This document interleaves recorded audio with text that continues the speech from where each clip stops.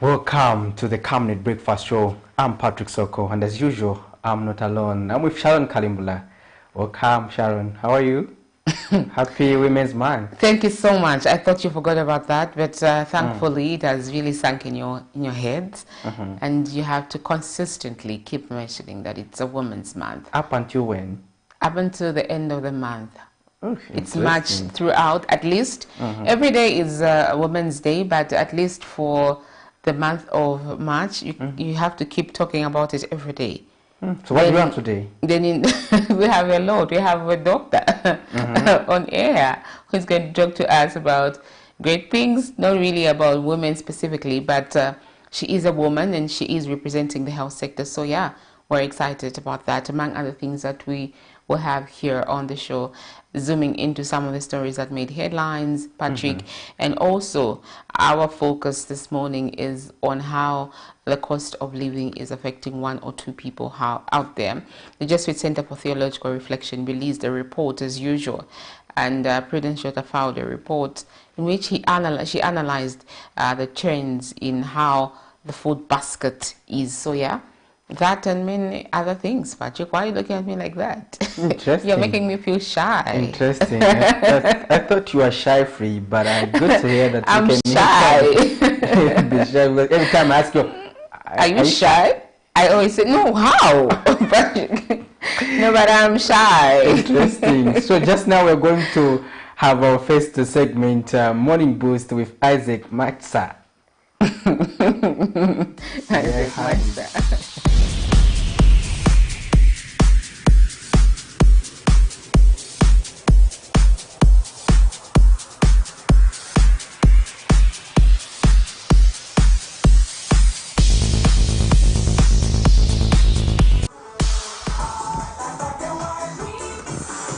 It's a beautiful morning and I welcome you to Morning Boost. I'm so glad that you've tuned in and hope you had a great night. So let's do some workouts this morning and we're going to have a great time. So we're going to start with a warm-up and then make some aerobics movements for today.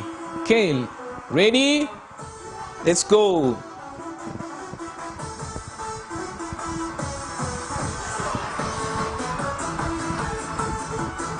A beautiful morning to everybody and welcome to Morning Boost. Let's go.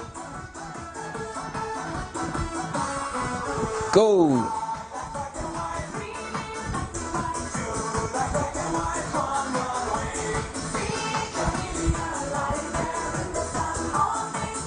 And the V step now. Let's go.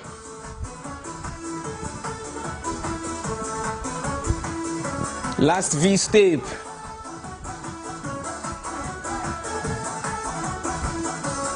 Back to step touch.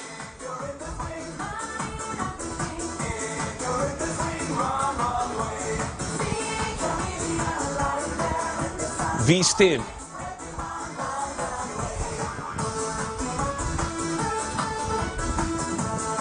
Let's go. Let's go. And marching. And 4, 3, 2, step touch, go. Bring in your hands now. Let's go. Let's go. Just a quick workout in the morning. Not a full-fledged workout, no. Keep going. And 4, 3, 2, hamstring, go.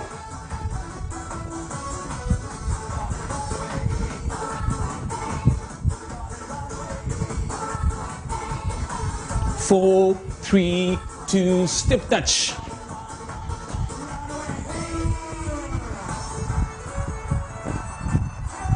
Four, 3, 2, and hamstring.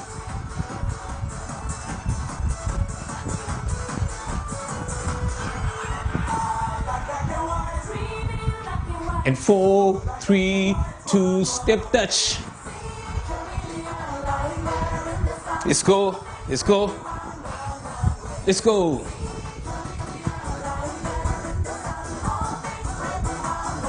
Keep going, stay at it.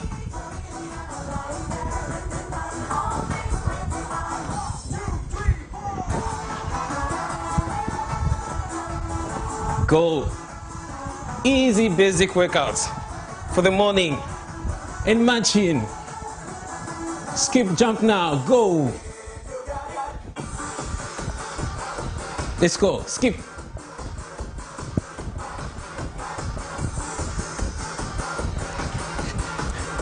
Try this. Even if you feel heavy in your body, you can do this. Let's go. There's always a first time. You may struggle, but it's doable. Let's go. And 4, 3, 2, 1, go. Change now. Let's go. Very easy for a morning workout. Lift your knee very high. Go. Let's go.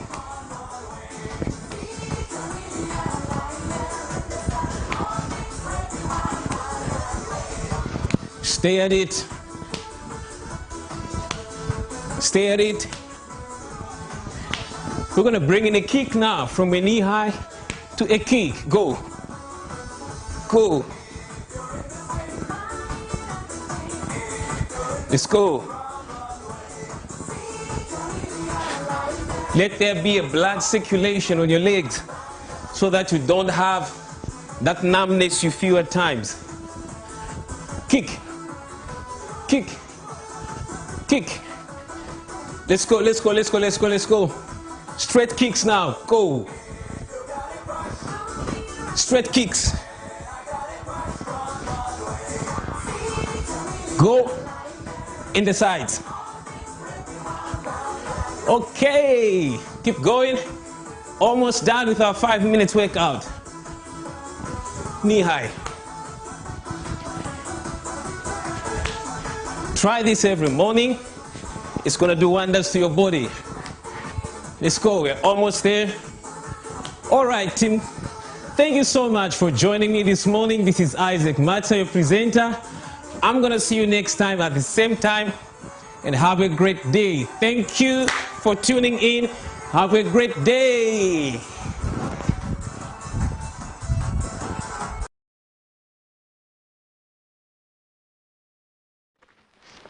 Well, there you have it, Mr. Sam. Is it Isaac Matsa there giving us the 5 minutes workout? Very important, especially in the morning when you wake up. It's the first drill I think you need to do so that you kick your day started on a health note and on a what note is that, Patrick? It's going to do wonders to your body.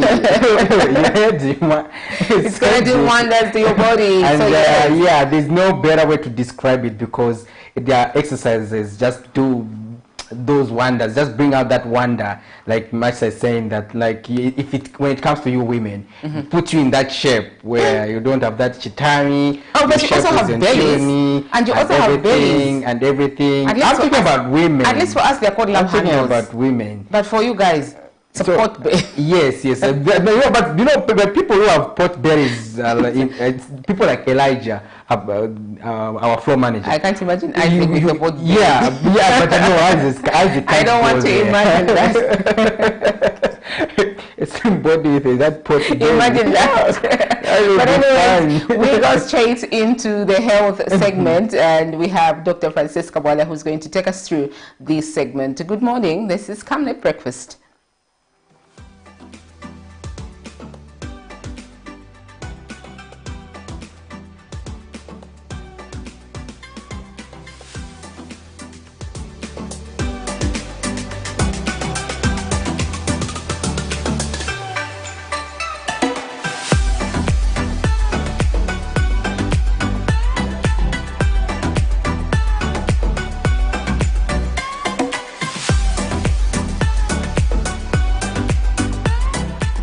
Good morning.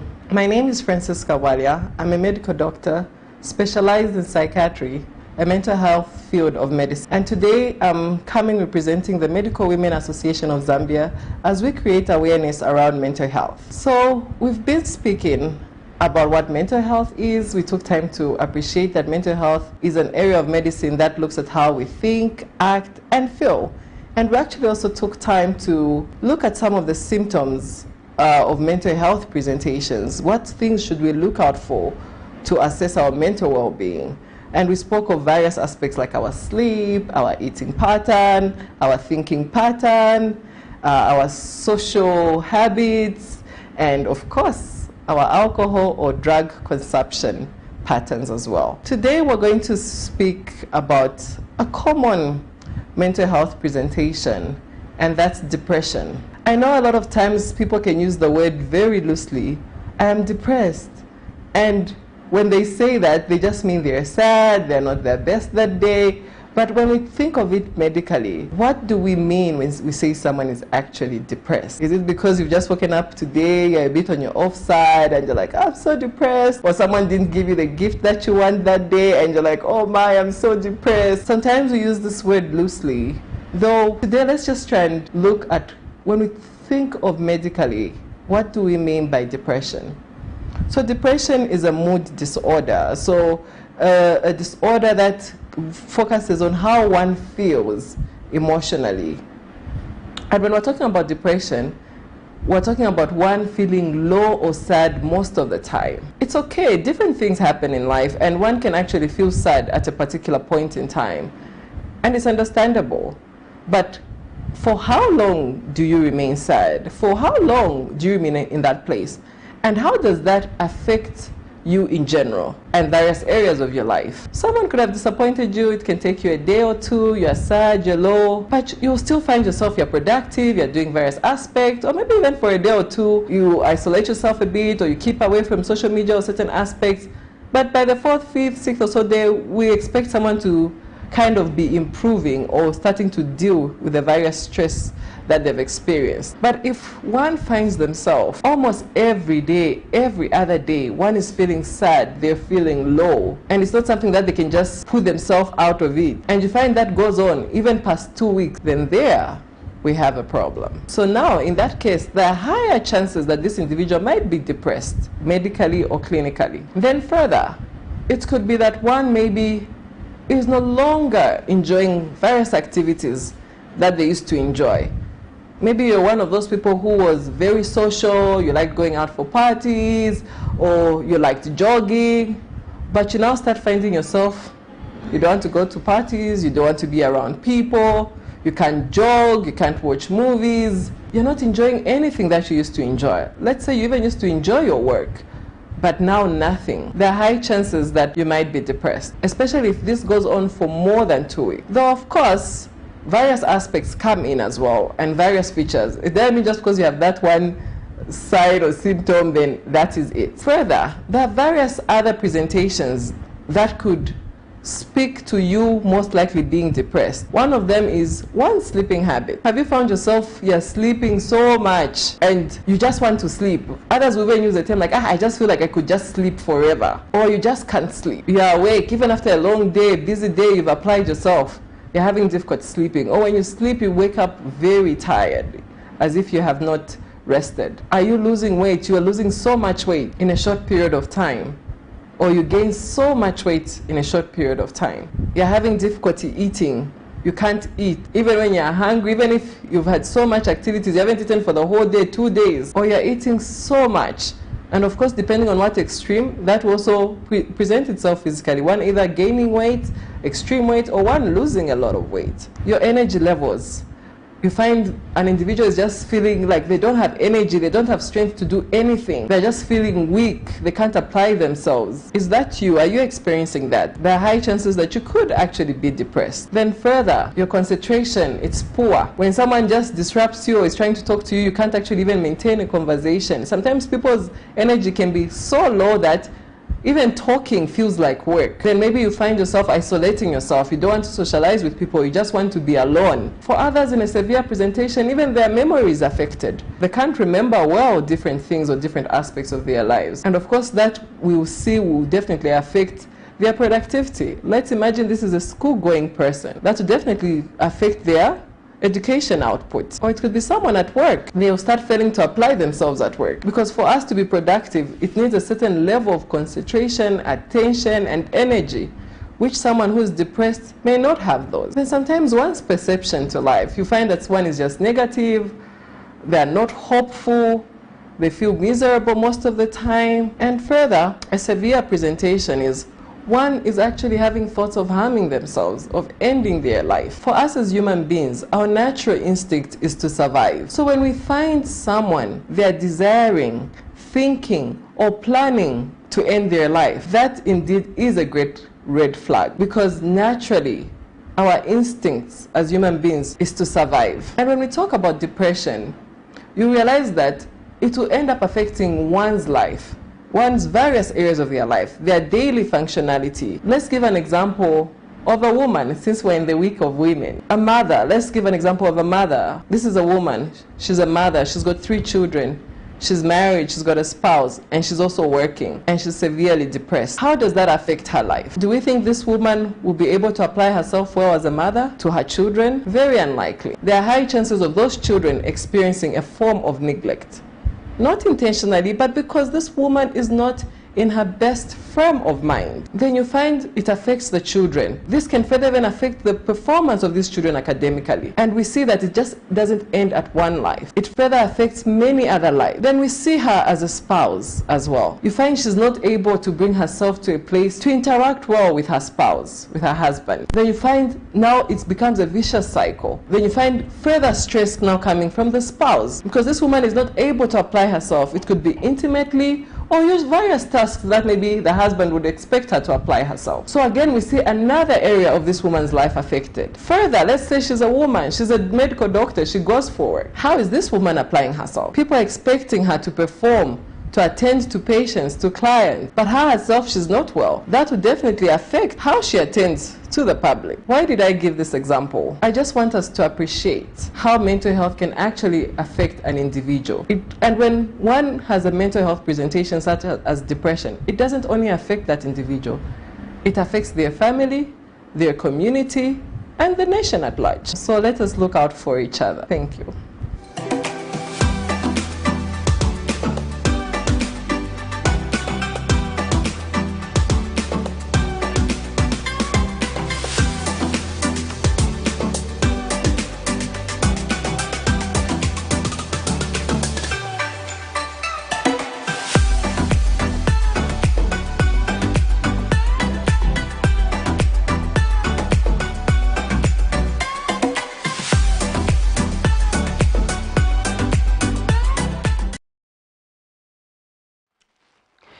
There you have it. That was an interesting discussion brought to us by Dr. Walia, and it was quite interesting to understand various aspects of depression, Sharon.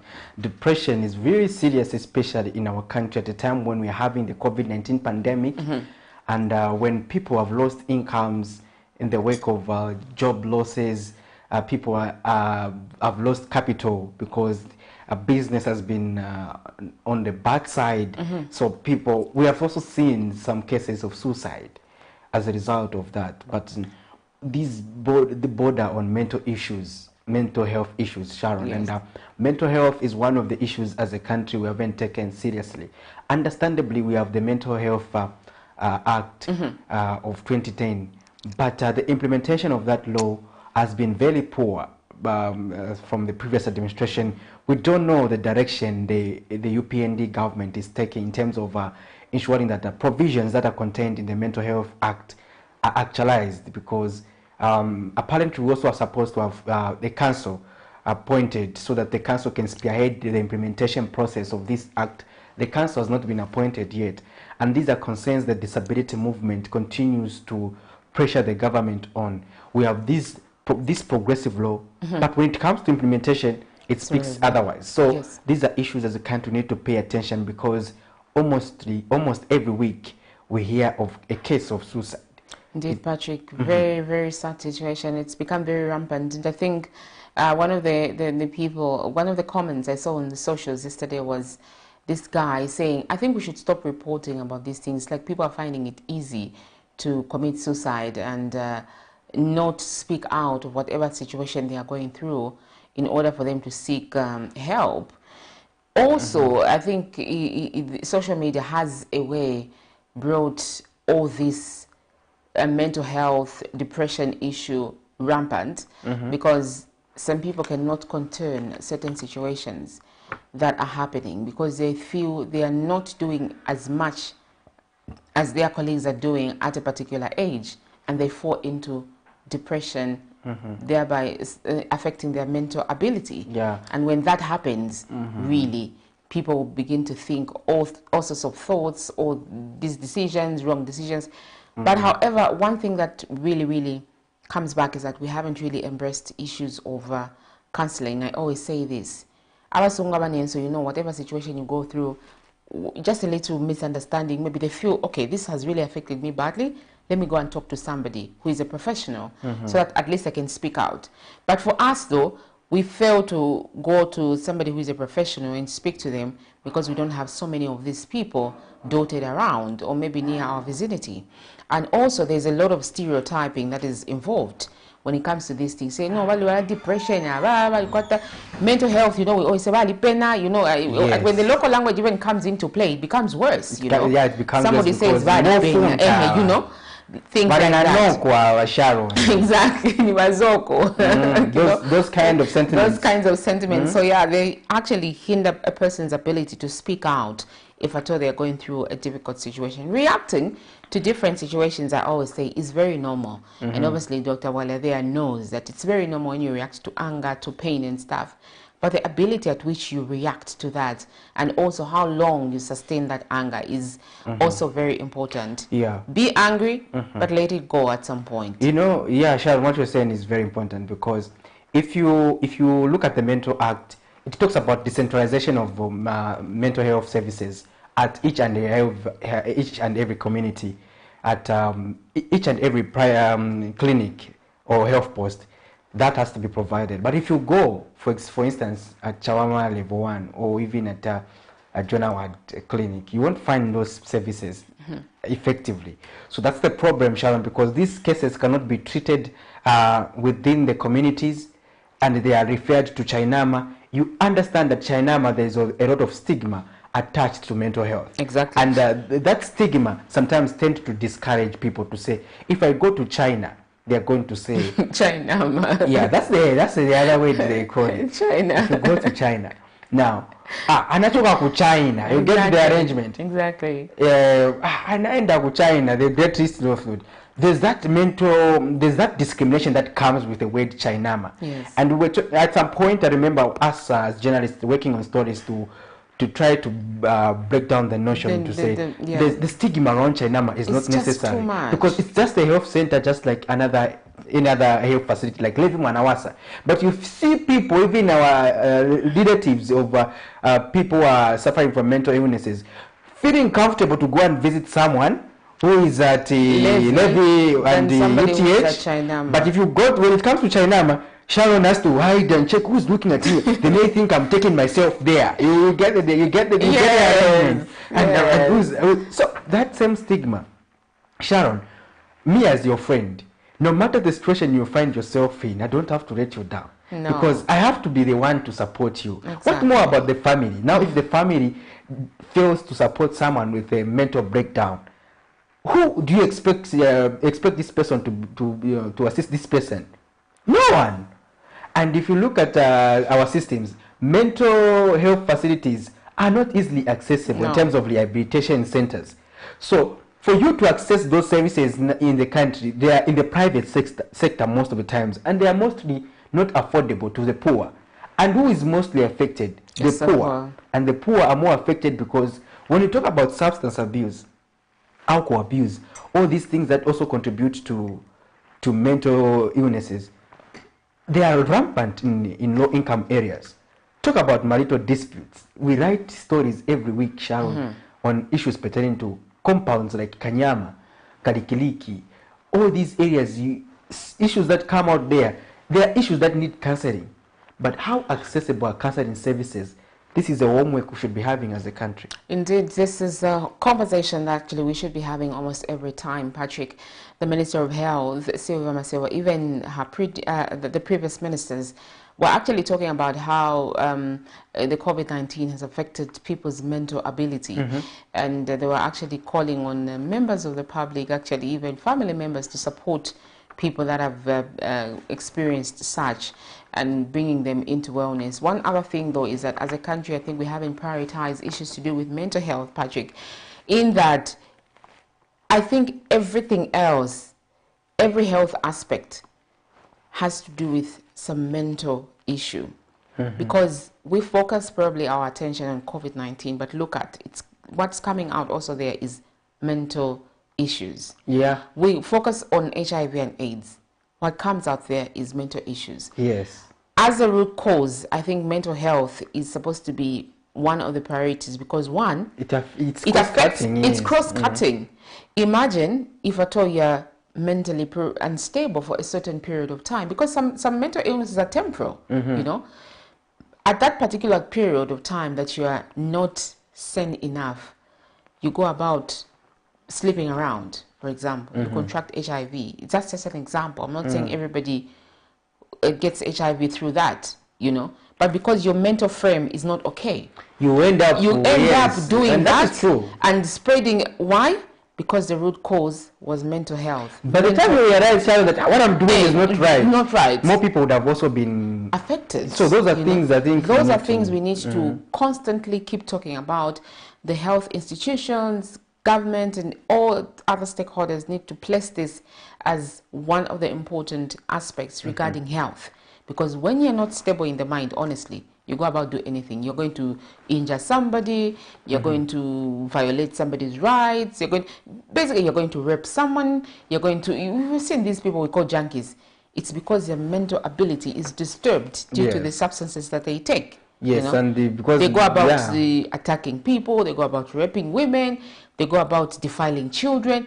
All these things come Go into down mental play issues. because of mental issues. So when we focus our energies on the right things, I think we'll be moving in the right trajectory. You are right, Sharon, there. Just now we're going to understand how the fixtures are panning out, especially in the UEFA Champions League.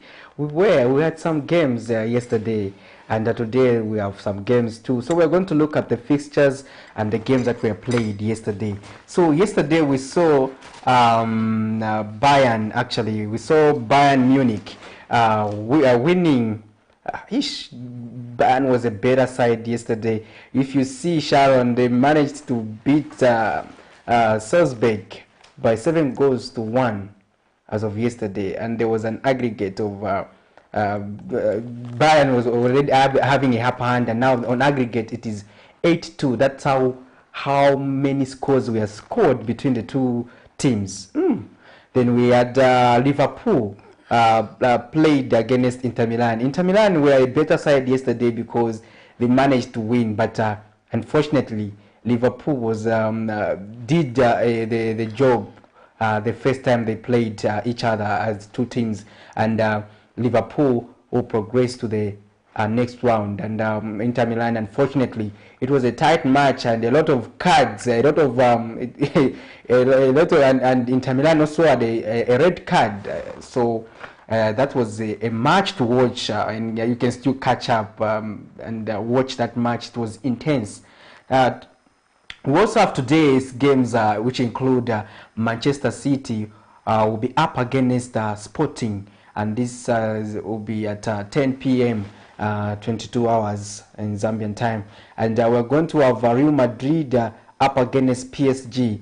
On the game between Manchester City and Sporting, Manchester City have already progressed to the next level. We doubt if Sporting are going to overturn the 5-0 deficit. We are going to see how that can pan out. But on point of view, my point of view is that Manchester City have already progressed. We are going to see about that. That's my prediction. I can bet against Elijah Chifita. And we're going to have Real Madrid up against PSG. Well, I'm a Madrid soccer fan, and we have a deficit of 1-0. And I'm just hoping that Madrid will be a better side today. Last time they played like Chelsea. They were busy defending, packed the bus, and they were outplayed by PSG. We just hope there will be a different ball game altogether. So those are the games that are expected, and in the UEFA Champions League today. So Sharon, which team do you support? I've been told to actually study how football is, and I've asked you guys to help me out so that I can be recruited. But you're not doing enough, so yeah, I'm not supporting any. Okay, you're a Madrid fan. I wanted to support Nkana here locally. Nkana, I think so. Yeah, and kind of, yeah, I remember we sorted for the violent guys. I remember on that one we betted. So but in Europe, which team? I don't know, really. Which one should I go for? Real Madrid. Real Madrid? Yes. Okay. Unless you want to join the Chifita brothers with their losing Manchester. Yeah. Okay. So that's your team. Yes. So you have to be taking me through what's happening so that I keep myself updated with what's happening. Otherwise, you might just be recruiting the wrong person on your side, a wrong cheerleader. What story are we zooming in now, Sharon? Indeed, one of the stories that we are zooming in is regarding the high cost of living. But before we go to that story, Patrick, let's just look at how the money markets are as of today, the 9th of March 2022. So the United States dollars, I always smile when it comes to these money markets. The United States dollars is buying at 17 kwacha 91 ngwe and selling at 18 kwacha 25 ngwe. The Great British Pound is buying at 23 kwacha 61 ngwe and selling at 24 kwacha 06 ngwe. The euro is buying at 18 kwacha 89 ngwe and selling at 19 kwacha 26 ngwe. And the South African rand is buying at 1 kwacha 17 ngwe and selling at 1 kwacha 19 ngwe. Those are your money markets as of today, 9th March 2022. Well, interesting. The kwacha is female. It's a woman's man. This is what is strange. Don't ask me how. People say the future is female, though I don't really agree with that.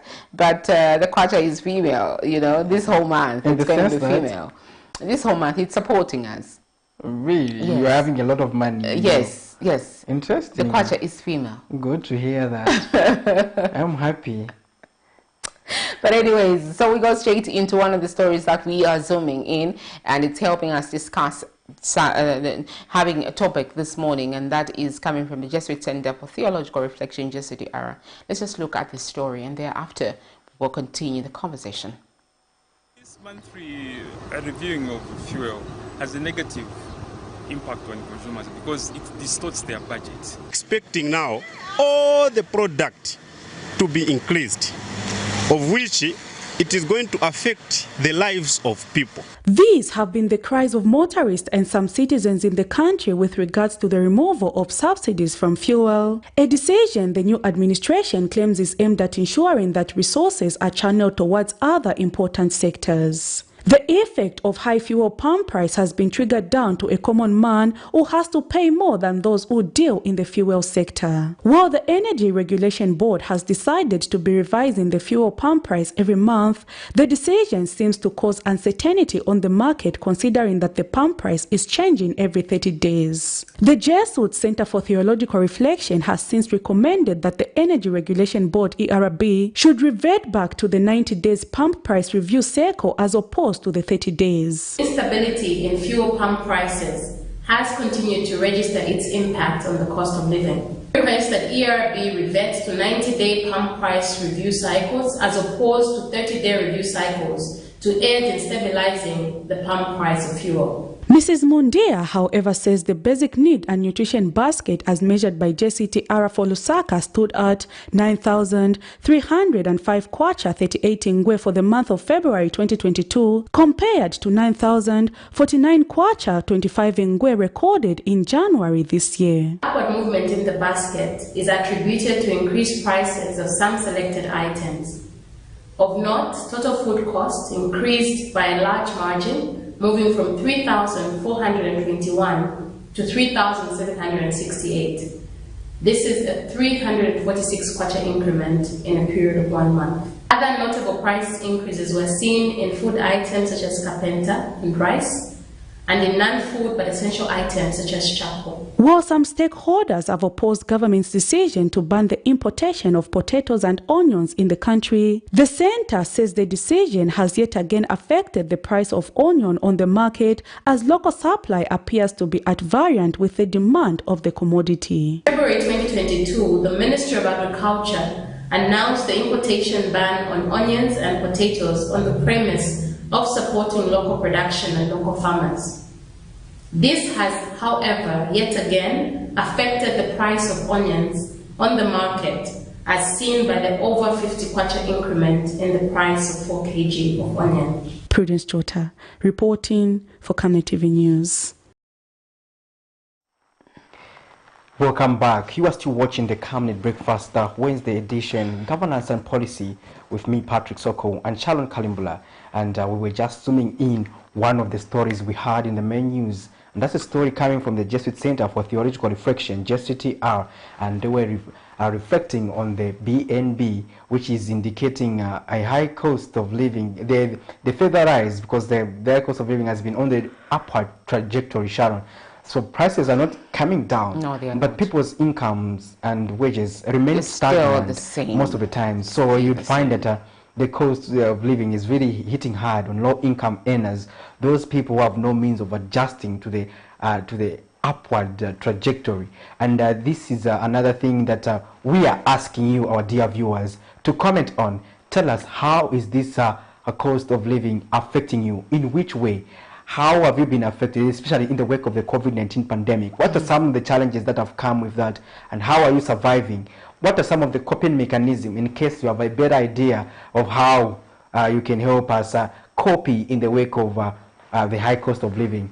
We want to get your suggestions and perspective as citizens of this country. Shalom. Indeed, you can call in as well as send us those text messages and give us your comment on any of these important topics. However, our focus, like Patrick had mentioned, we're focusing on how the cost of living is affecting you, but our topic of discussion really does not really restrict to this tagline or this conversation, so you can still call in and give us your views on whatever is happening in your communities that you feel is very, very important and needs to be addressed by the authority. As I always say, when you speak through this platform, you're speaking directly to the authority. This is your program, and you need to call in and just to speak your mind. So that story, Patrick, most of the people actually earn below the threshold of the food basket.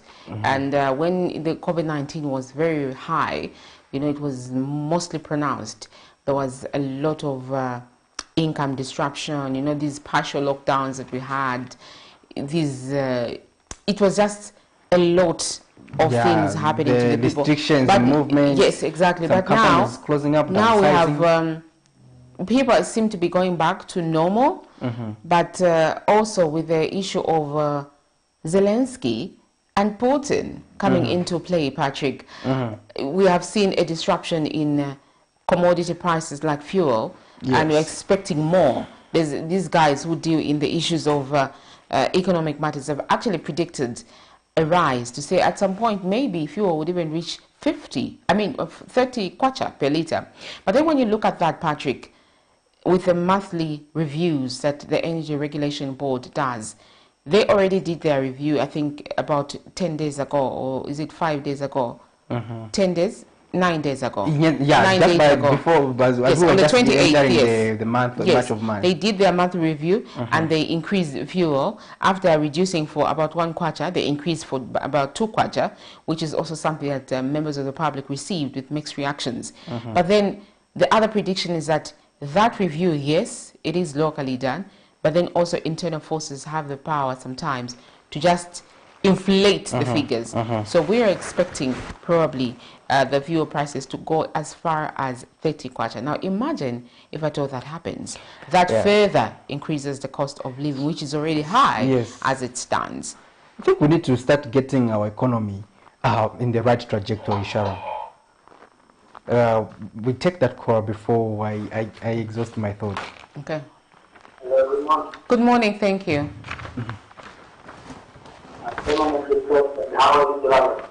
Well, permanently blessed. Please go ahead and give us your contribution. Thank you so much. Yes, Rev. Go ahead, Rev. Thank you. I think there's 3 points where I want to address my contribution. The first one, has to do with the topic of discussion, the main one, such as how the higher cost of living is affecting us. I think first of all, the general overview is that the cost of living Certainly, when it comes to the issues of energy, and in this regard, the petroleum products, we'll always have those effects of, the international effects when it comes to the high cost of fuel, the international market prices. But you see what? This thing that some of us are bringing out and it keeps emphasizing is very, very critical. If some of these issues, the effects of, internal high cost of living has to be cushioned, needs to be addressed. Just yesterday, and this is not long ago, just yesterday, I was watching a news item on the production of fuel. Just here, in Lusaka's, what's this area again? I keep forgetting the name. Where there is three local engineers that are producing fuel, are using wet tires or using tires and plastics. Now, from what the statement that was given by one of the men, friends behind that project, is that they need something like about 600, I'm not very sure with the figures, but please bear with me, but around the region of 600, I don't know whether it's $600,000 for them to be able to pump into that project to reach a peak where they'll be able to produce fuel to supply the whole country. Now that's the statement that I got, the whole country. Now, this is an area, let me know, if the state was to venture into that project or come on board and ensure that they sit down, put all the necessary mechanisms with the people and see how government will be able to partner and support this project for the well-being of our economy and the nation. Not only that we'll be producing fuel for our country to cushion the price of energy in regards to petroleum products, but we'll be able to also, invest in our own indigenous projects. And eventually, I'm sure we'll begin to grow and, we'll be able to end foreign exchange out of it. These are some of the areas that we need to begin to focus our direction and energies, because then imagine, from what I was saying, if they're able to reduce fuel from the current cost of bunkers, which is at almost 22 parts of the liter, and drop 10 parts, tell me the significance and the effect of the reduction of the cost of pricing and cost of living. Because if you just knock down that 10 parts, that's almost 100% off the current bunker cost. We'll be making a lot of savings and a lot of reduction in the cost of pricing, will come down, because most of our goods and services that are produced with the same, cost of transportation, apart from the energy, which is electricity, and also the transportation, because people need just to move from the Nile, Southampton, Ghana, from all these communities to the CBD. They have to use transportation. So if they begin to make such savings, even the transporters themselves, they reduce the cost of, the charges of transport and all that significantly, and that will bring about the benefits in terms of, the high cost of living. Okay. Well, that was Reverend Manduli, as usual, bringing out issues that are affecting the nation and finding solutions. You remember this story, Patrick, in Kamala South? I think Zipporah is the one who did this fuel story, where this man is manufacturing fuel, so he wanted support, but then we were not sure how far he has received this support. However, we'll still follow up.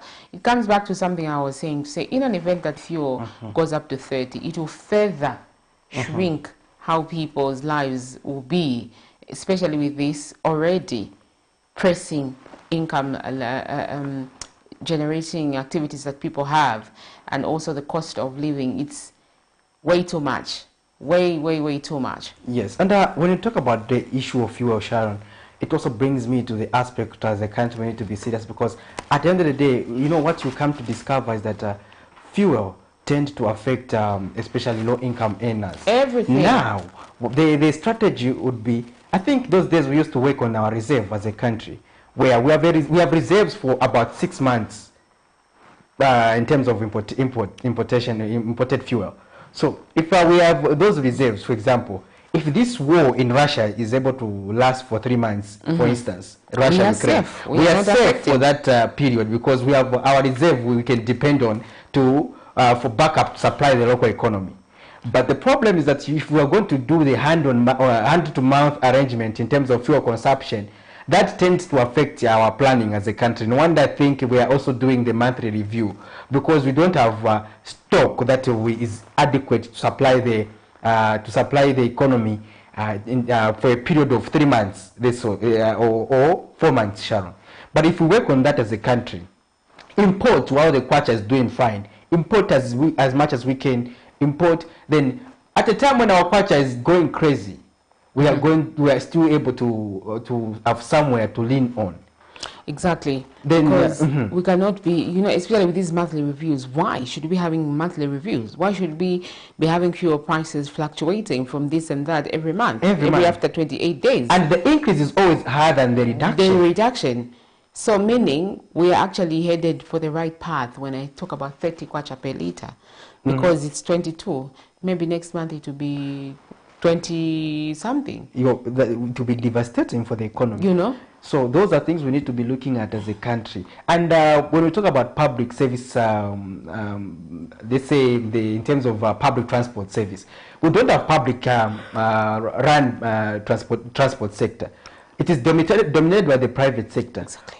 Who are moved by the way the kwacha is performing, the way the fuel is increasing. So them, they don't mind whether Sharon are going to afford or not. We're just going to increase the price. So if you can't afford Sharon, ride a bicycle or walk to Camnet TV. They are in business. So that's the arrangement. And no wonder we see other developed countries have public transport sector where if that same public transport sector is cushioned because the government is able to put something to enable people to go about their business normally. But here, our local authorities don't run these facilities anymore like it was in the past. Exactly. So these are things policies we should be considering as a country if we are to be sustainable in the long run. Indeed, Patrick, just now we zoom into our second story regarding the Women's Day. It is still Women's Month, and yesterday, President of the Republic of Zambia, Hakainde Hichilema, graced the occasion. Patrick, I must make mention that he encourages people to love their wives, girlfriends, and fiancés. So let's look at this story. Love in the air. Celebrated annually on March 8, International Women's Day honors the achievement of women throughout history while acknowledging the current challenges affecting them. Tuesday, Zambia joined the rest of the world in commemorating the day under the theme Gender Equality Today for Sustainable Tomorrow. Gracing the event, which was held at the showgrounds in Lusaka, President Hakainde Hichilema says government takes note of some of the challenges that women and girls face, among those being the effects that climate change has. Climate change is making these tasks even more difficult. In most cases, women and girls have to move longer distances to access water, firewood, indeed food, due to the negative effects of climate change.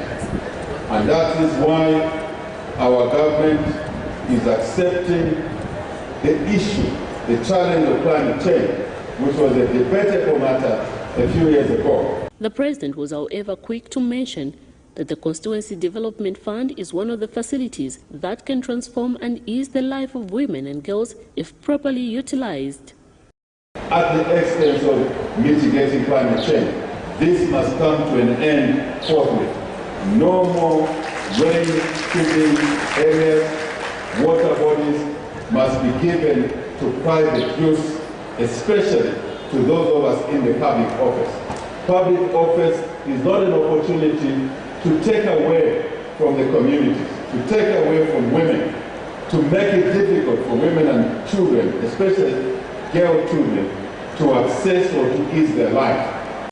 Speaking at the same event, the United Nations appreciated the effort of the UPND administration of including women in key position portfolios, while U.S. Chargé d'Affaires said our country is willing to continue supporting Zambia to attain gender equity and equality. To oppose women's rights, and fully leverage the potential of women's leadership in emergency preparedness and response. The perspective of women and girls in all their diversity must be integrated in the formulation and implementation of policies and programs for response and recovery. The United States also works with the people and the government of Zambia to advance gender equity in the environmental sector by helping integrate best practices in land and natural resource policy and legislation through consultative processes. Meanwhile, the non-government organization Coordinating Council says this year's theme is a call to action to mitigate against the adverse effects of climate change. At national level, Zambia enacted the Gender Equity and Equality Act in 2015. All that is needed, Your Excellency, is commitment to implement this legislation for the benefit of all, especially the women and children, whose vulnerability and marginalization remains apparent. Miriam Kemba, reporting for Camnet TV News.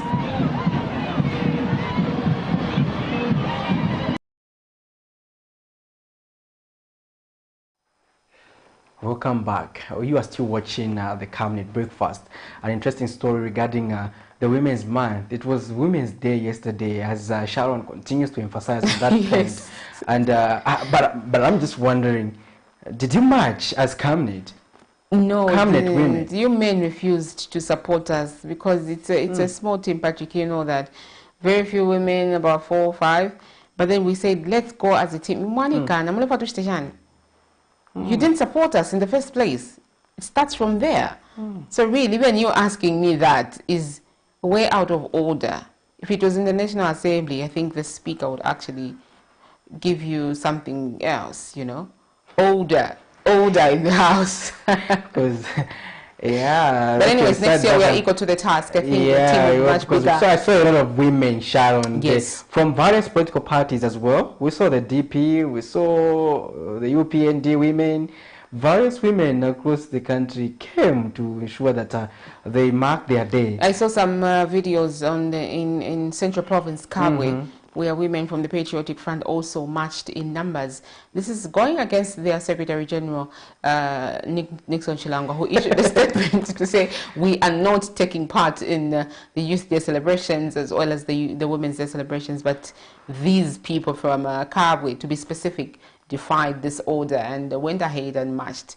For me, that is self-censorship. I don't know if it's even the right term, but really, that is not allowing someone to propel you into doing the wrong things. These are national events, Patrick. I remember the UPND was very well known for boycotting, you know, such events. Boycotting such events, you know, they will not take part in the Youth Day celebrations, they will not take part in Women's Day, they will not take part in Independence celebrations. They would not take part in the National Day of Prayer. Yes, and I saw the national, the PF aspiring president, Chishimba Kambwili, also expressing concern to say, wow, the UPND was in opposition. They used to shun such events. And we criticized them. They were criticized by the PF that why are they shunning national events? Then he was wondering why the UPND is doing the same thing. The PF is doing the same thing as the major opposition political party in the country, doing just that. But between me and you, Sharon, do we need to politicize such events, considering their importance?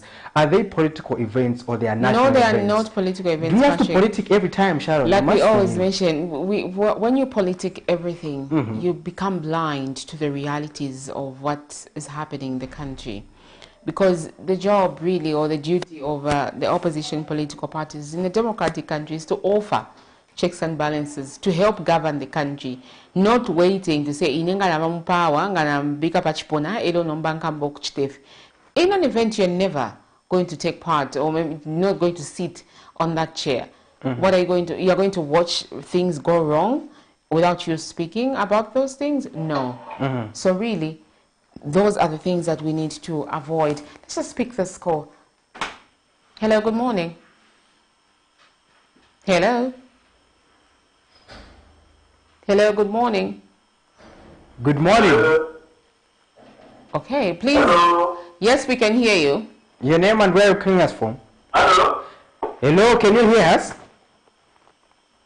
Yes, I can. We can hear you, so go ahead with your contribution. Okay. My compassion, Mashukashan. I'm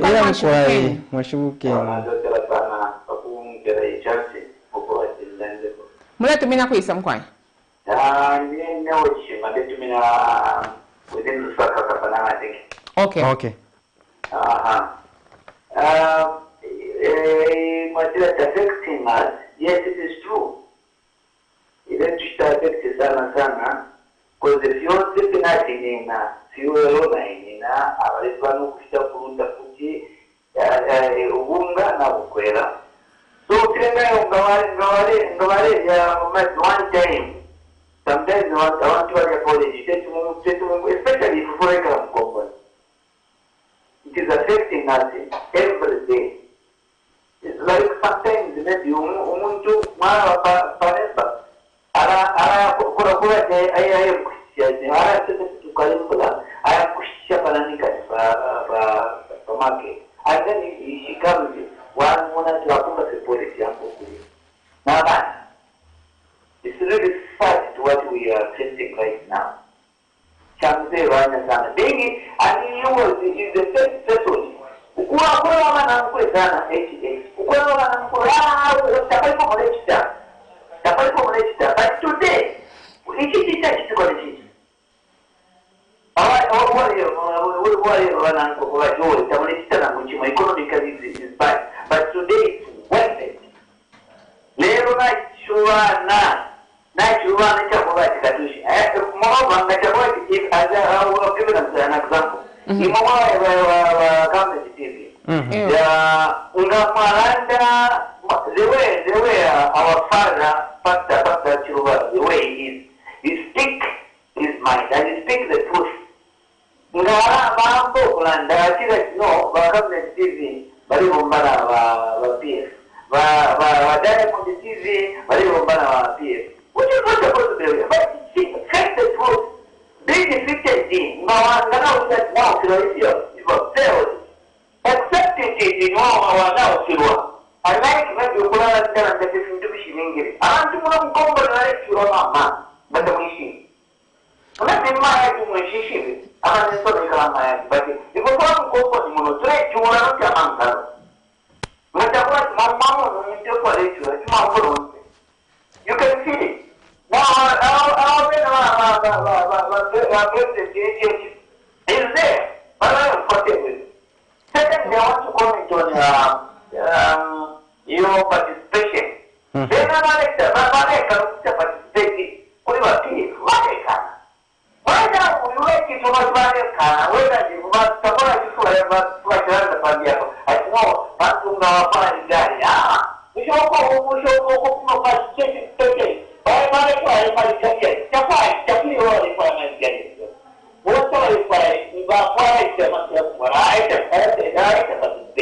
that is true. But also I cannot take so many Shiva, the PF. It's not the same. You put a square to station. We have to be ourselves to quite to go to a democratic.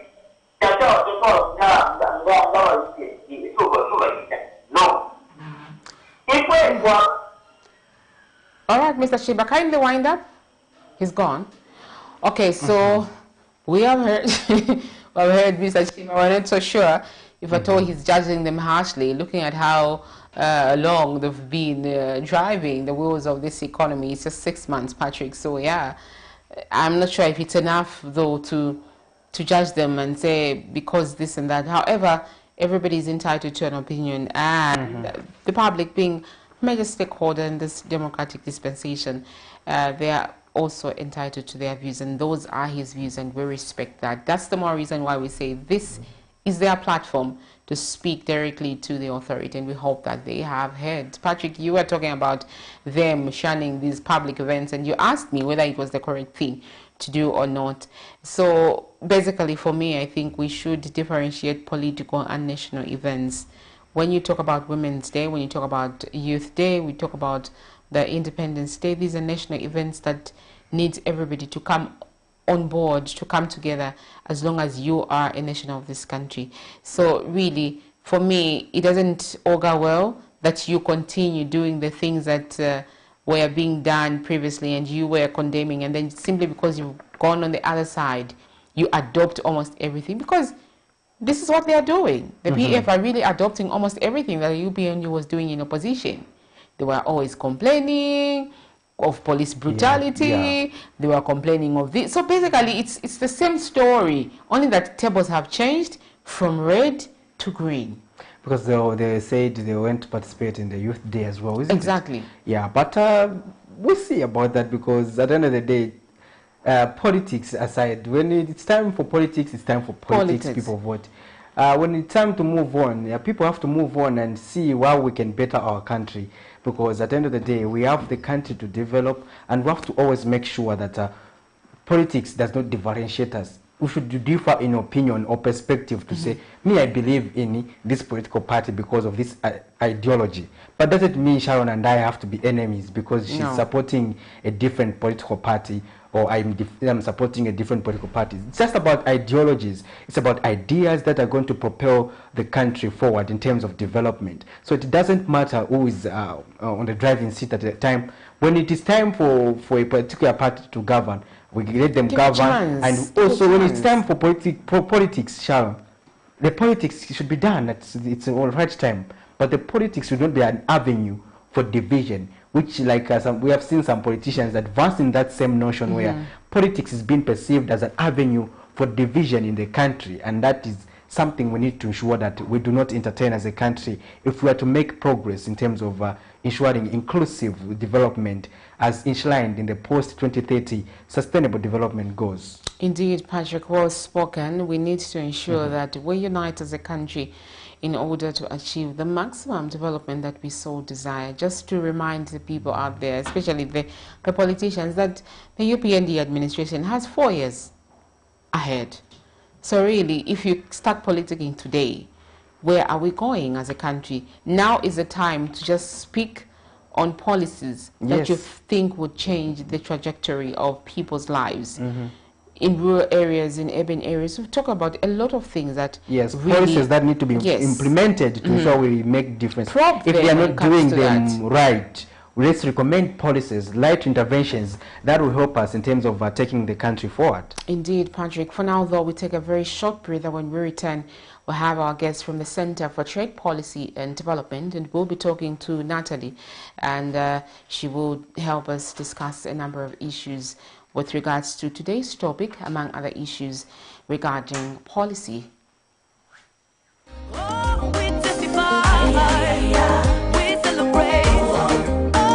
Hello, I'm Deborah Lukalu, all the way from South Africa. You are watching Camnet channel, not just another channel. God bless you. Stay tuned.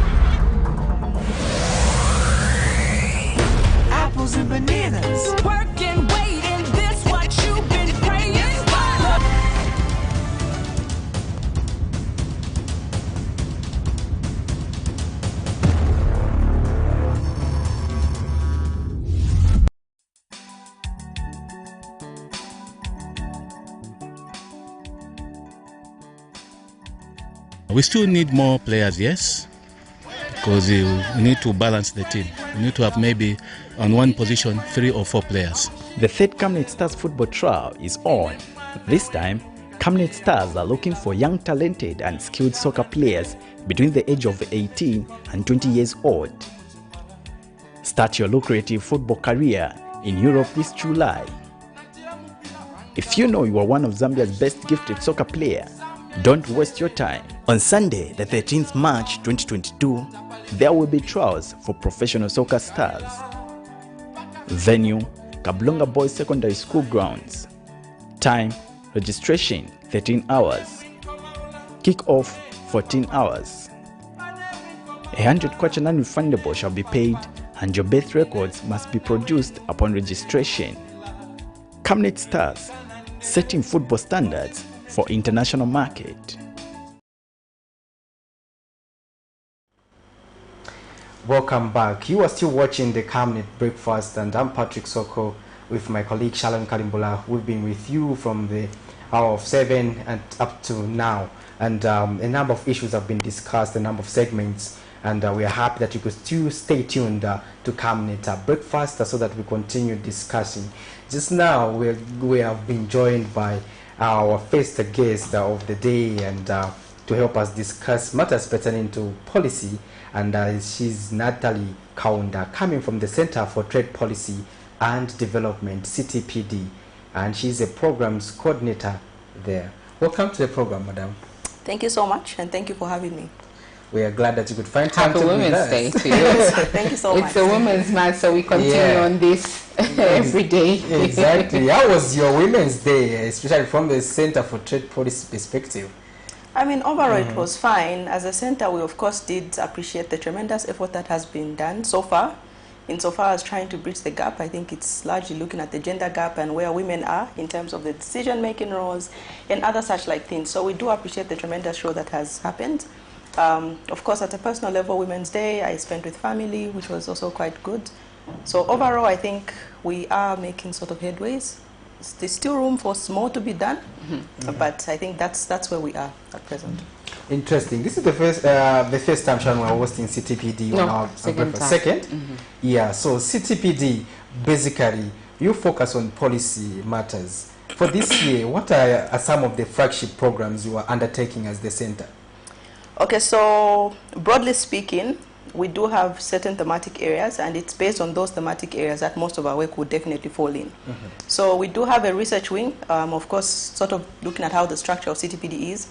We have a research wing which does the evidence generation, and then we do have an advocacy wing, advocacy and campaigns, which sort of helps in disseminating the evidence that is being generated from the research wing. And it's in the advocacy and campaigns for which I am heading, and that's where my role comes in. So looking at some of the thematic areas of interest for research, we are looking at issues around trade.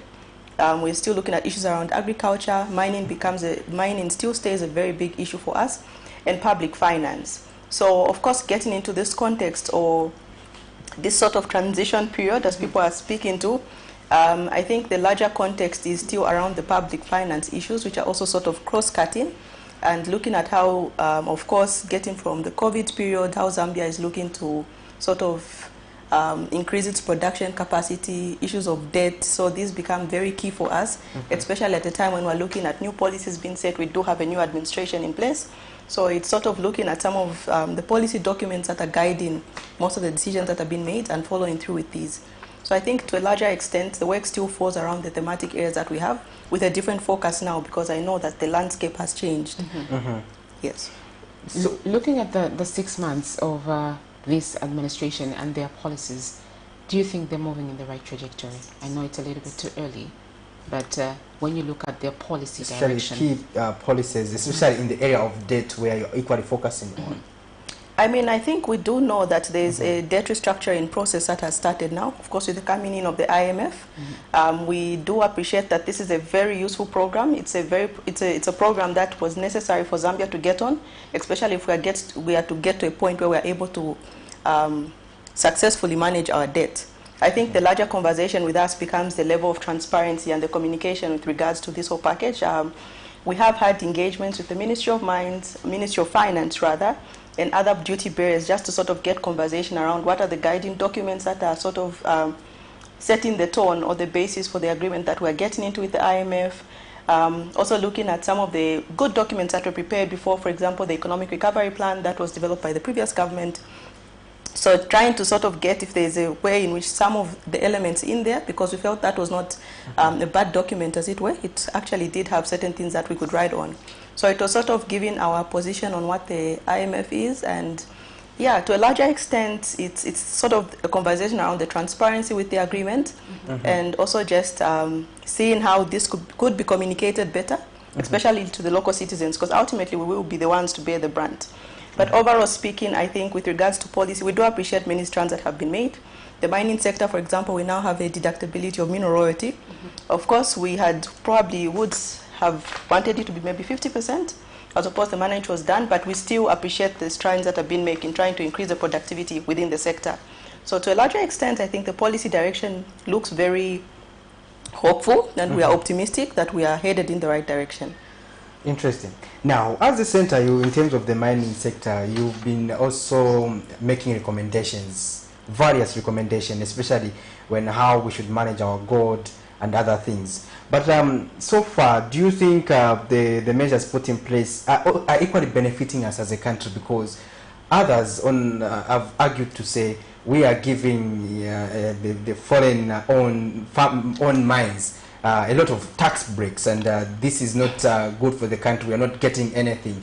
But you also pointed out the aspect of just giving them space to maximize production. So, but how do you? What's your perspective as the CTPD there? Okay, I think, of course, the tax incentives, especially with regards to the mining sector, are a very big issue. But overall, we want to get to a space where it's a win-win situation. I mean, ultimately, we do want to get into a level where we're increasing productivity. And this energy move is one of the ways in which the government is looking to do so. But to a larger extent as well, I think the cry of civil society organizations, for which CTPD is a part, has been the limited benefits that are getting to the local communities. So I think our advocacy to a larger extent has been that we can continue mining. Of course, we should be getting our fair share from the mining houses, but to a larger extent, it's also seeing that the mine host communities, or the communities that are hosting these mines, are able to benefit from the extractive activity that is going on. If you visit Mufulira today, you go to Solwezi, you go to Kalumbila, you would notice that most of the places there are dilapidated. The land has cave-ins, social sector spending towards education, health in these sectors remains very, very little. So that's where our larger conversation has been in terms of community benefits. So it's more or less striking a win-win situation. Talking about some of the things that are affecting the local economy is the aspect of fuel. And we have the monthly review of fuel prices, and we now have the war between Russia and Ukraine. What are some of the things we are expecting to are we expectant of, especially in our economy as Zambia, which is on the receiving end? And what are you recommending as a center? Is the monthly review process okay, or maybe we need to go back to the 3 months probably, or 6 months review process? Okay, so we do know that Russia, is the second largest producer of oil for the whole world. So then, with the current conflict that is going on, this definitely will have an impact on oil prices going forward. So while we do appreciate that this would definitely lead to an appreciation of even the price of commodities and services, we also do have, we are advancing our recommendations, which would probably speak to the idea that the monthly reviews might not be working best. So it would be good to have sort of like a introspection to sit back and see how we can have a robust kind of way in terms of managing the prices of oil. I know there's been stakeholder conversations around Indeni and such like things, but I think conclusively we are not yet there, but at least we do appreciate the fact that the monthly reviews might not be working best. So we do have, I think, an article that we did share last week, which sort of tries to give some policy direction in terms of the routes that we should be taking. So I'm happy to share contents about that a little later. Let's talk about public finance. A larger component of you as CTPD, you look at all that and you put forth recommendations all the time. We have a very ambitious budget this year, which has taken shape, and we've seen the disbursement of funds towards certain sectors is being done in bits and parts. The CDF, for example, where the government has released some funds towards the bursary schemes. Is that the best way to go about these things? And are we able to return the much needed results at the end of the day if we continue on this trajectory? I mean, ultimately, it's around sort of like the public financial discipline, which is what we have been also advocating for the longest time, but also seeing how best the budget also speaks to the needs of the local people. So when you talk about issues of the CDF, for example, I think for that we did actually commend the increase. We did see an increase, of course, from the previous year's budget up to where we are now. So I think it's mostly looking at how it's, for us, the conversation now is around monitoring the service delivery that comes with such a package. So who is comprising? Of course, we do know that there will be a CDF committee, but what kind of projects is this going to support? Who is monitoring the kind of service? Is this money even being disbursed for a start? So this is where the conversation is with us. We do appreciate that it is indeed a very, very ambitious budget, but of course, with properly executed, closing down loopholes in terms of where the country has been losing a lot of revenue, but also to a larger extent just managing the sort of public finance that we have, as opposed to mismanagement that I think we have seen probably in the past. So I think for us, that's where the conversation is. It's around seeing that these fund disbursements are actually done. I mean, it's one thing to have a budget, but is this money actually being allocated to where it should be allocated to? And is this been monitored? Is this been monitored? Do we have a proper framework in place that should ensure this? Do we have institutions in place that should ensure that there's proper resource management? I know at the local level we bring in the conversation around local councils. So it's this broader conversation that we are having, and of course advancing our recommendations. Obviously, reviews have been done time and again, year in, year out, and you've noticed some loopholes that have been happening, obviously, in the previous administration. What are those recommendations that you feel should be followed with this administration to ensure that once the funds are dispersed, they are put to good use, and maybe other monitoring mechanisms that will at least curtail some corrupt practices here and there? I mean, I think to a larger extent, it's very difficult to pinpoint, especially within the political realm where the actual mismanagement is taking place. But I think it's also following through with some of the recommendations that we do have. I mean, ultimately, every year we do have, for example, the FIC reports, we have the Auditor General's report, we have recommendations that are coming in here, and they're actually telling us where the loopholes are. But you will notice that every time we have recommendations, no one is following through with this. So those documents could become one of the key steps that we are following through. Beyond that, I think we have seen, especially with the larger cooperatives, the mining houses and such like things, for those, it's also looking at or reviewing our policies so that we have more definitive laws that are able to put in place. What are the requirements? Is there any sanctions? Should we not have any compliance from these bigger corporations? So I think that's where the conversation would be to a larger extent. So we do have recommendations and loopholes that have been pointed out year in, year out. We do have the FIC report from 2021, which does give where the loopholes are. So who is following through with that? And institutions like the FIC actually become very key. So it's also strengthening such kind of institutions. We have the DEC, we have the ACC, the FIC, to mention but a few. Interesting. In case you are just joining us, you are watching the Camnet Breakfast with me, Sharon Kalimbula, rather, and we have our guest, Natalie Kaunda, the Programs Coordinator from the Center for Trade Policy and Development, CTPD. We are discussing various issues pertaining to policy. As you already know, our theme for the Breakfast, Wednesday and Thursday edition, is governance and policy. And today we are discussing various issues, especially the high cost of living. Now, talking about the high cost of living, we want to find out what are some of the recommendations as a center you recommending to ensure that we get right our economy, so that we can ensure that the cost of living can be manageable for average Zambians. The food basket, which keeps increasing. It's about 8,000. It is about 8,000.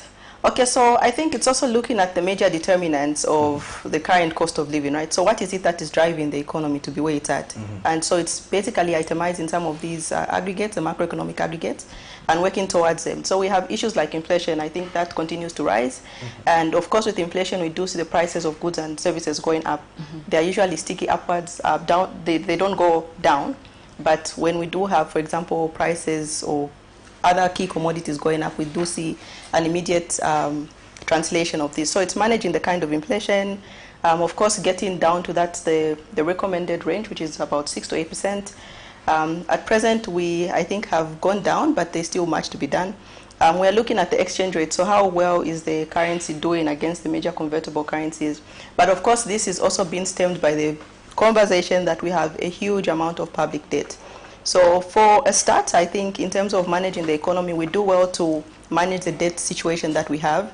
And of course, the only route that we can take now is the process of debt restructuring, which might entail that we get less of the commercial loans that we have been getting, but more concessionary, which is what the IMF is providing. So as we begin to manage our debt, of course, then that also helps in terms of growing our own economy back home.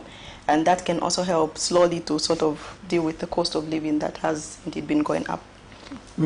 Talking about the budget, there's an aspect of budget credibility where the previous administrations have failed to uphold what they planned for and spending according to their plan in the budget. How important is this aspect, especially for the new administration, to ensure that they uphold or spend according to what they have planned in the budget to avoid overspending, just like we have seen in the past?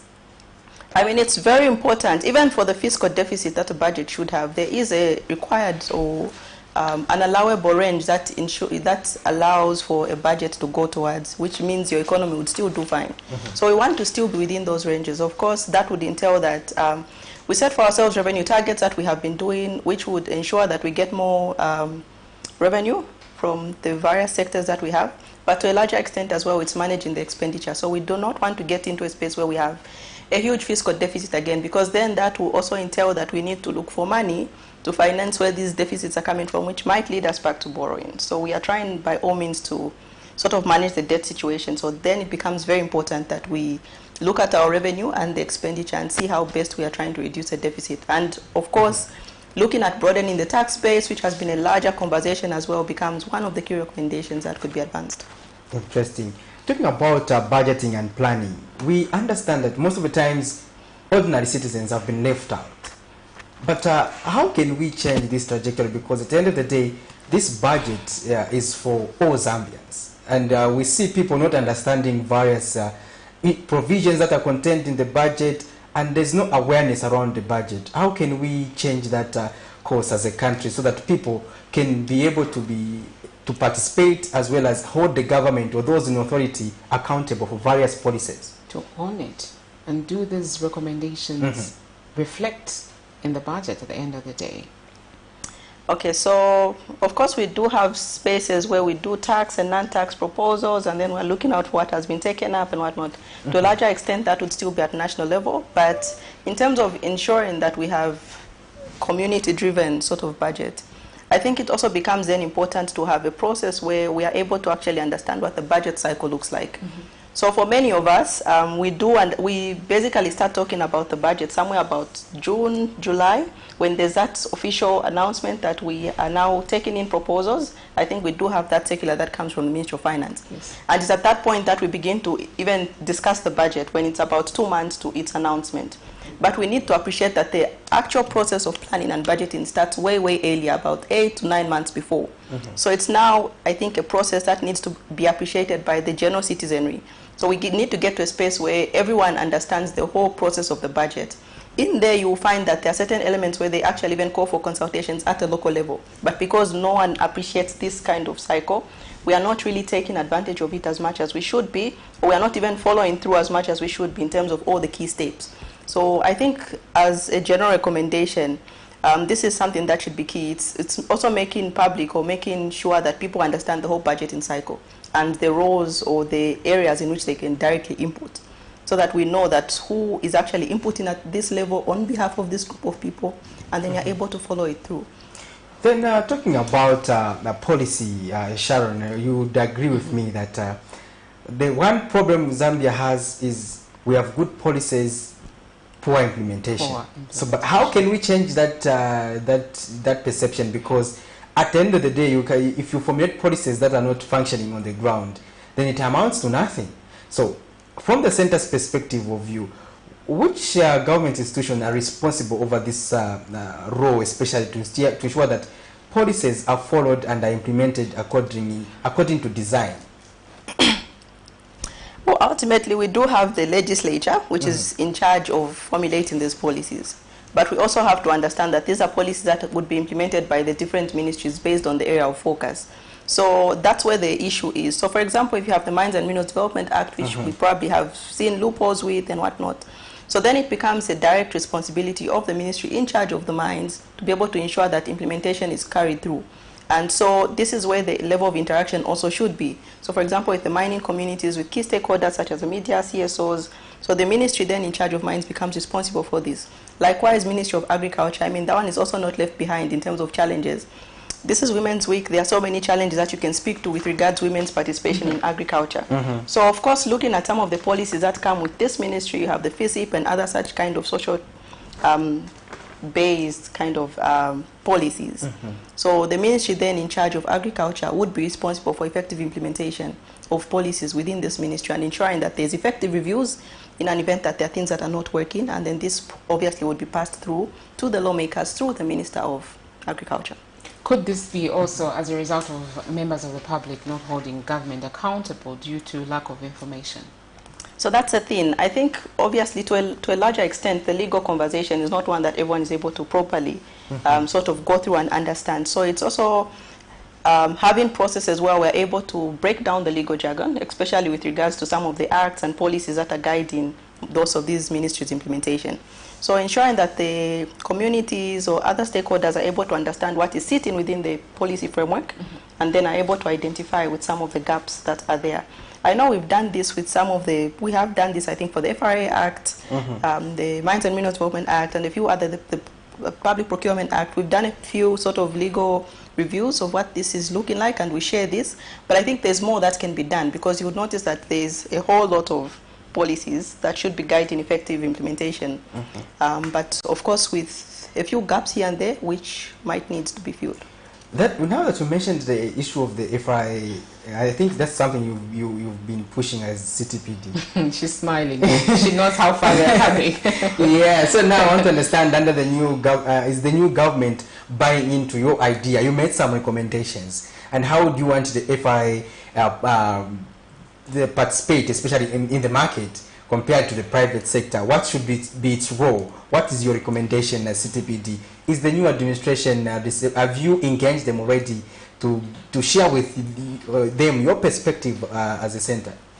So it's good that you mentioned this. I think we have had engagements previously, but we haven't engaged the new administration so far as our recommendations are concerned. So at that point, I probably might not be better placed in terms of advancing, because we have not really had that conversation yet. But it is definitely something that we plan to do in the near future.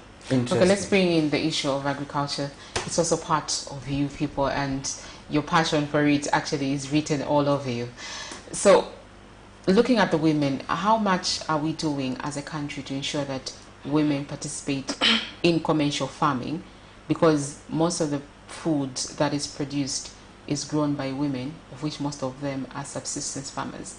Are we doing enough as a country to ensure that women are empowered insofar as agriculture is concerned? I think the moment you bring in women and agriculture, it becomes a whole complicated topic, because first of all, you cannot look at agriculture in exclusion of land issues. And you would notice that we still have a lot of social cultural norms that continue to inhibit effective women's participation in agriculture. For example, in most places in Zambia, it's very, very unlikely that you have women owning land. This still remains a conversation that is very, very deep-rooted, and so that's where the cultural issues already begin. But beyond the land ownership, which, for example, we have women that form cooperatives and they're able to rent pieces of land. Maybe they buy land as a cooperative, and in this way they're able to do their agriculture. We still have challenges that come in, issues around access to markets, access to finance, which is a big issue when you're looking at collateral items. I mean, if you do not own land tenure, how then do you even access finance? Because obviously you need collateral. So then all those issues come in and begin to inhibit women's effective participation. You have issues of middlemen coming in. I mean, women are doing the agriculture. There are middlemen that are coming to provide the access to markets. In that case, they're not actually getting the value for their product. So there's a lot of issues, but I think to a larger extent it also deals with looking at some of the deep-rooted cultural norms and beginning to sort of speak to those, because that's where issues are around land tenure issues. Women are not able to have land security, and because of that, the level to which they're able to even access basic necessities to allow them to thrive are very, very limited. Fertilizer becomes an issue. Seeds becomes an issue. Yeah, so I think that's quite, yeah, like she points out, it's quite a diverse issue, which continues to affect women, but especially in the agriculture sector. Are we progressing though? Because this is a conversation that's been going on for a very long time, and now that we don't even have them in the Ministry of Agriculture. It is at the gender ministry now is at presidential level under the office of the president. But I think with the Ministry of Agriculture, it was easy to engage. But under the office of the president, how easy is that? And how are we going to advance this agenda, the women agenda, especially land, which is more critical, Sharon? I know there was a pronouncement on the 30% land being reserved, but the government also didn't come out to say we have empowered these women. So far, women have benefited. We have done this, ABCD. But how are we going to change the narrative and these challenges that we're having, especially in the gender agenda? Exactly. Natalie, are we improving with regards to these pronouncements that were made, especially regarding land and women? Okay, so I think for this one, to a larger extent, I think we are still taking like slow steps to getting there, but there's some sort of improvement that has happened from previously where we're coming from. And this improvement sort of stems from what we are now calling, like what constitutes land ownership. Before, someone needed to have a land title and whatnot, and this then would become complicated for women. But now we are looking at things like offer letters and whatnot, especially in the rural setup.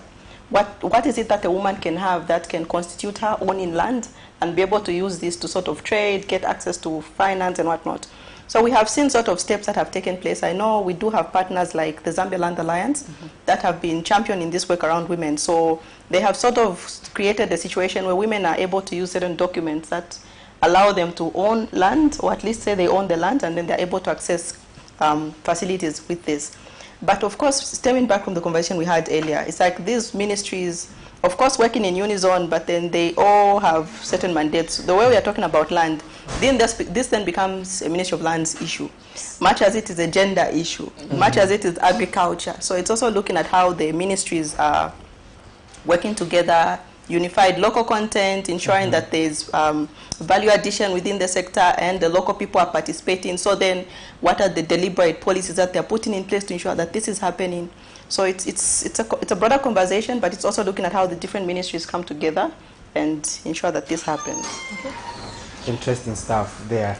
And just in the wake of the COVID-19 pandemic, what are some of the policies can we implement as a country to ensure that people are cushioned?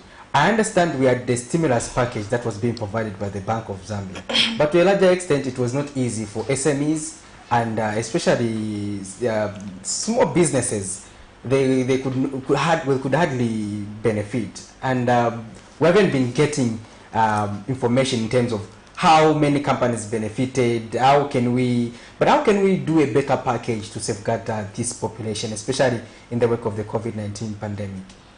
I think it still depends on issues of disaster preparedness and maybe putting aside funds that should help support this. I know many countries do this. It's something that we can emulate, especially for the global south countries, for which Zambia would be a part of. I think this would also fall under the broader umbrella of issues around climate change and environmental sustainability. I know it's a pandemic, deals largely with health, but we could have any such disasters that could emanate from anywhere. So it's also ensuring that we have adequate financing that would ensure sustainability, and this would then even speak to the theme of Women's Day, which is looking at the climate, smart and sustainability. Of course, this is agricultural focused, with the background that women are the ones that interact more with natural resources. So I think to a larger extent, it's basically the preparedness and ensuring that we have adequate financing for such kind of situations. As we come towards our conversation, the end of our conversation, rather, I want to just get your perspective as CTPD. Considering the aspect of the Ministry of Mines and Mineral Development recently, actually, they suspended the issuance of licenses, mining licenses. This was to ensure that they clean up the sector. They admitted that they have been receiving issues concerning corruption, and that some licenses were not being properly serviced, and these are issues they said they wanted to clean up. But what are your recommendations as a center in terms of going forward, because as they clean up the sector, and how can they also engage the private sector to ensure that they come up with mechanisms to avoid such reoccurrences of corruption as admitted by the ministry? I think overall, because from the center, I mean, we do believe that this should be sort of driven by evidence, or yeah. So of course there might need to be a broader research or analysis of the licensing system and how susceptible it is to corruption. Then from that point on, we can begin to draw some of the recommendations, even from a policy level. Beyond this, I think one of the recommendations as well has been and still continues to be updating of online platforms and other such like things so that information is readily available. I mean, for someone who's mining in Kasenseli or Kalumbila or other such places, Muinilunga, where minerals are now being extracted, you shouldn't have to travel, say, all the way to Lusaka to be able to know, for example, geological information or what kind of licenses are available. This is information that should be available online and readily updated. So it's also ensuring that the online systems for licensing and other things to do with mining are constantly updated and that people are able to access this easily. I think it would also help in terms of sort of curbing some of the loopholes, especially with regards to information on licensing and other things within the extractive sector. Interesting. Your concluding remarks, Natalie, with regards to what you're doing as a center and what people should look forward to. I know you have your weekly reviews that you do, among other things. Who are you really? What should people expect from CTPD going forward? Well, CTPD is a local economic think tank that is working to advance issues of inequality and poverty through influencing of policies.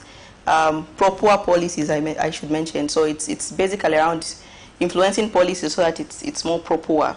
So we'll continue to do this work. So we'll continue to still generate the evidence. We'll continue to do our studies, launch the findings, disseminate this information, attend media shows like this one so that we also help in terms of disseminating and making public some of this information that might not be very easy to understand. We do have social media platforms which people can be able to follow through.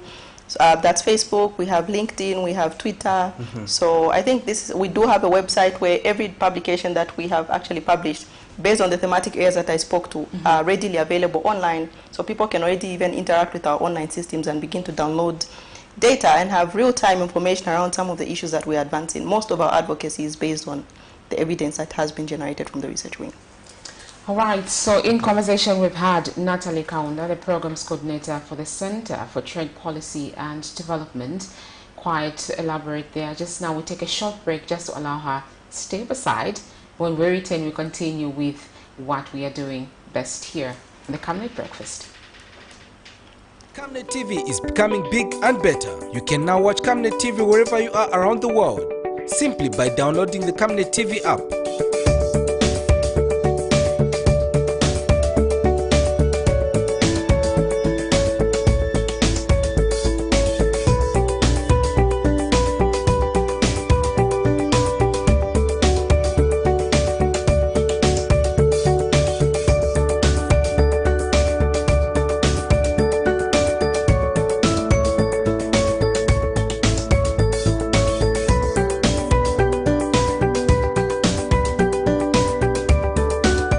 With Camnet TV app, you only use less bundles.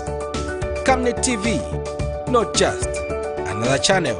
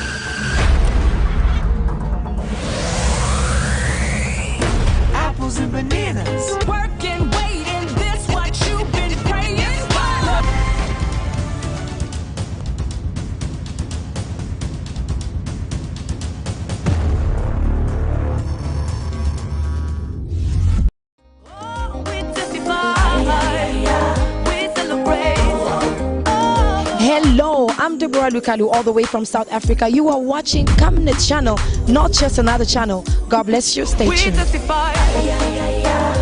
celebrate for all you've done, Lord.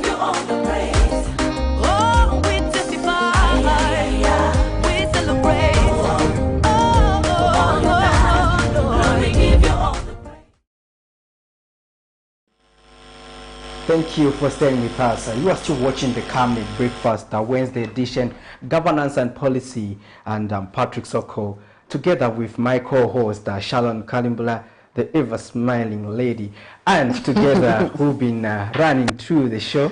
And then I caught an interesting interview that we had with Natalie Kaunda from the Center for Trade Policy and Development, CTPD, smiling. And Sharon there is busy with the smiling lady. But anyways, yes, that conversation was great, Patrick. Yeah. I must make mention that as we are almost nearing the end of this conversation here, we just want to bring to the fore that Zambians in Ukraine, Patrick, arrived in the country yesterday. They were initially supposed to arrive at 18:30, but the plane was touching down around 20 hours, and Zipporah, Elijah were there, and they will obviously be filing that story. And look out on our page as well and see some of those clips, and just to welcome our brothers and sisters back from Ukraine. You know, obviously you know what is happening in Ukraine, the Vlad and the Zelenskys of that world.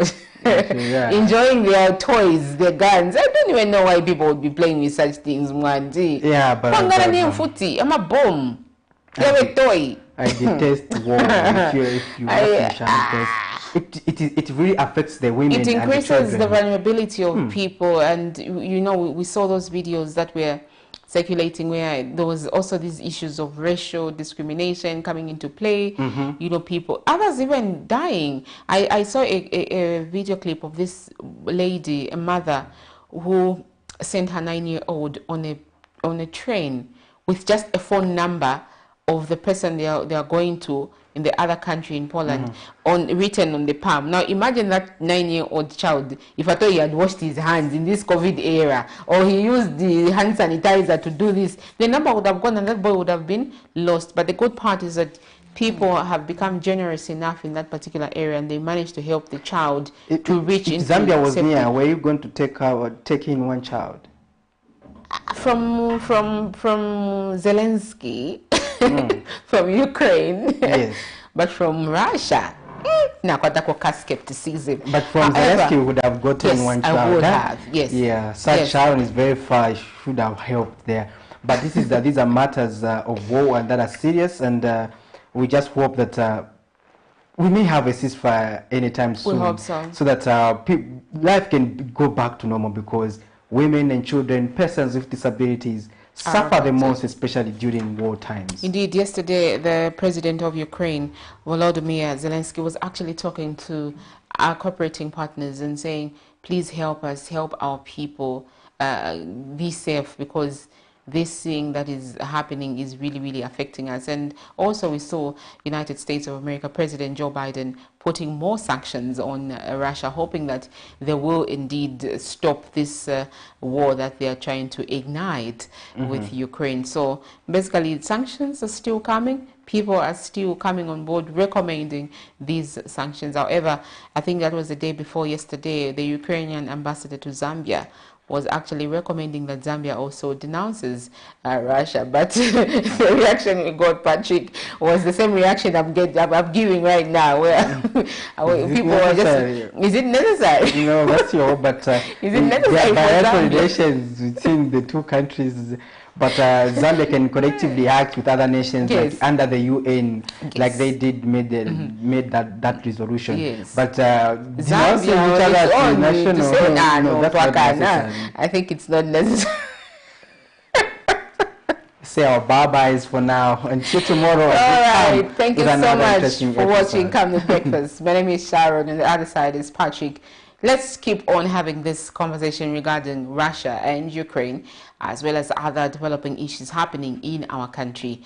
Good morning.